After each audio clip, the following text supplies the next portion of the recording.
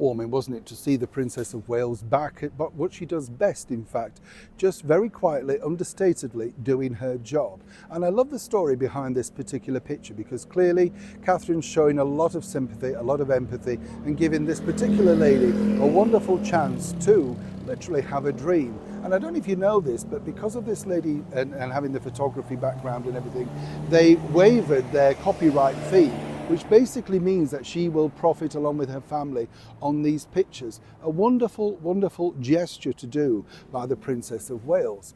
And of course, Prince William. It was just nice to see them back up and running, wasn't it? You know, and you can just see what a dedicated football fan he is, along with Prince George. I do actually feel a bit sorry for Princess Catherine. You imagine when they come back wittering on about the score and who did this, you know. I know if you're a football fan, you love it, but you do hear a lot of it in the studios that I work in, and you think, right, okay. But this is really interesting in itself, because apparently, according to a superly well-placed source, let me tell you, according to Meghan Markle, she had a very, very strong connection with none other than His Royal Highness, the Prince of Wales, Prince William. Let me explain. Hi, good morning. Nice to see you. Thank you so much as ever for your time today. Nice to have your company.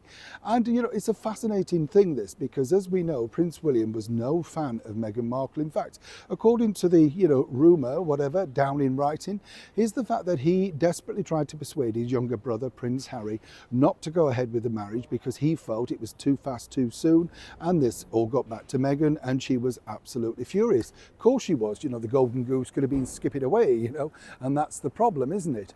But then, according to a former employee who worked inside Archewell, on a rare moment of clarity, according to Meghan, she had a superb relationship with all members of the British monarchy, senior level at least. And apparently one she truly connected with was none other than Prince William, on a vast array of things, books, music, wildlife, you name it. There wasn't a topic, according to this source, that Meghan didn't connect with Prince William with. So she was stunned to find at a later point that he felt so strongly against her.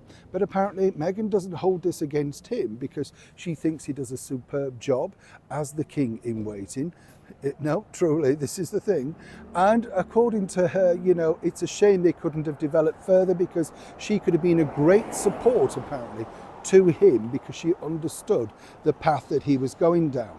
Now, I don't know about you, but quite how a former cable TV actress on a two-bit soap opera thing could understand the path of the future monarch remains to be seen. But this is Meghan, she's a sort of, a genius at everything, isn't she?